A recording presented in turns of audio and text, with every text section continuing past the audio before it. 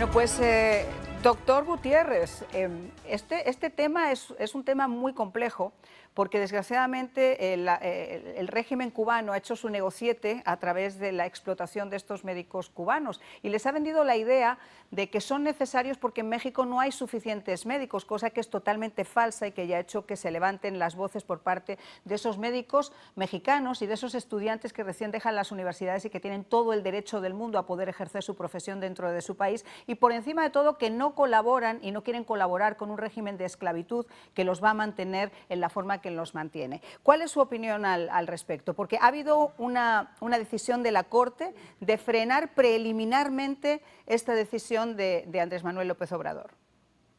Bueno, en primer lugar, quiero felicitar al senador Márquez por su integridad y su consistencia democrática y su coherencia moral en sus expresiones sobre la falta de libertad en Cuba. Gracias a nombre del pueblo cubano por esas declaraciones por el senador.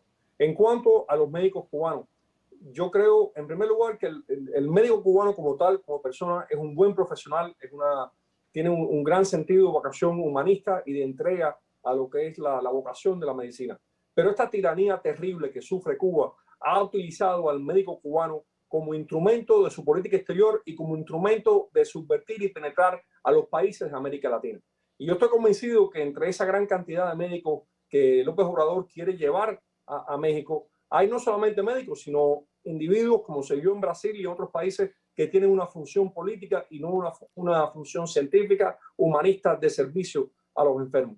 Yo creo que en la tiranía castrocomunista, traicionando la historia de la buena medicina cubana, que es muy anterior al régimen comunista en Cuba, utiliza a los médicos cubanos como rehenes, como esclavos, para poder avanzar sus propios intereses. Los explota porque solo una pequeña parte de los salarios pagados van directamente al médico, sino que van al régimen. Y por tanto nos oponemos a este tipo de programas porque sirven para promover los objetivos de política internacional de una tiranía detestable y para financiar esa misma tiranía.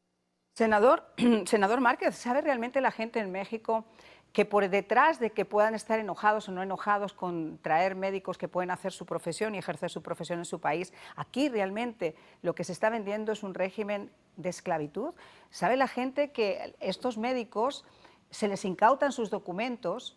La contratación se hace a través de una empresa del Estado cubano que se queda con el 95% en muchos casos de su propio salario, donde además si ellos desertan porque no pueden más, están impedidos durante 8 años de poder reunirse con su familia, que por cierto, si lo hacen, su familia es totalmente acosada, como es típico en Cuba. ¿Sabe la gente eso en México? ¿Qué opina usted de esto? ¿Hay alguna forma de hacer aún más fuerte esta decisión preliminar de un juez, de frenar que Andrés Manuel López Obrador continúe con esta esclavitud del siglo XXI?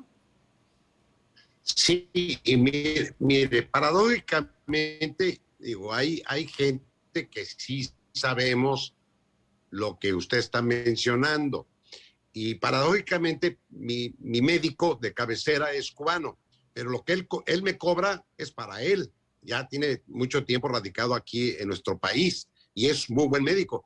Y como me decía Orlando, el hecho de que los médicos son bien reconocidos en su calidad, pero lo que no estamos de acuerdo es la forma del engaño al pueblo de México, claro, del sentido de que se requieren médicos para lugares complicados de llegar, y eso no es verdad.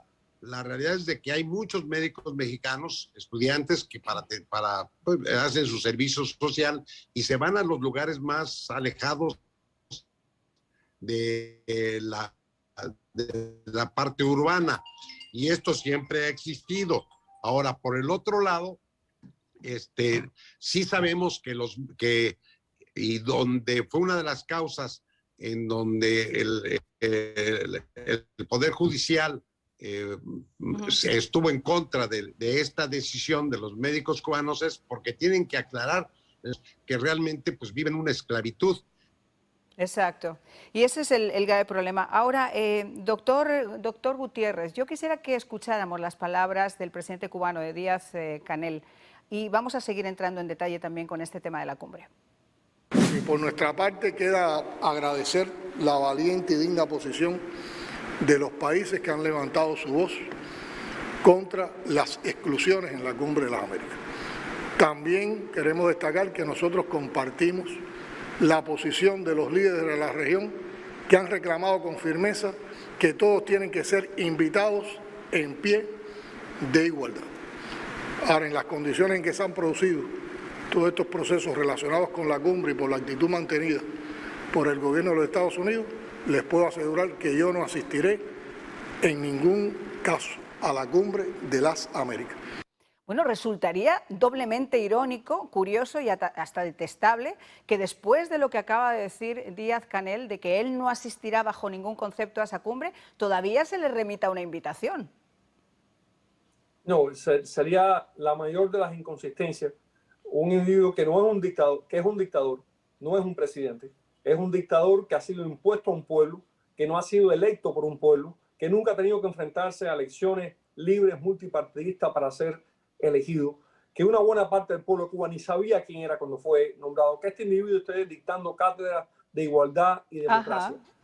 Esto es una ironía demasiado grande. Creo que el pueblo de Cuba ha bautizado al señor Díaz-Canel con un apellido nuevo, que no voy a repetir por respeto a usted y a este programa. No se preocupe, no se preocupen. Normalmente nosotros en este programa lo tenemos casi siempre presente, porque usted ha sido muy generoso cuando ha dicho que es simplemente un dictador. Ni siquiera es un dictador, es un títere de Raúl Castro y es un aprendiz de dictador, pero le queda mucho todavía para poder llegar a eso. O sea que ha sido muy generoso con sus acepciones.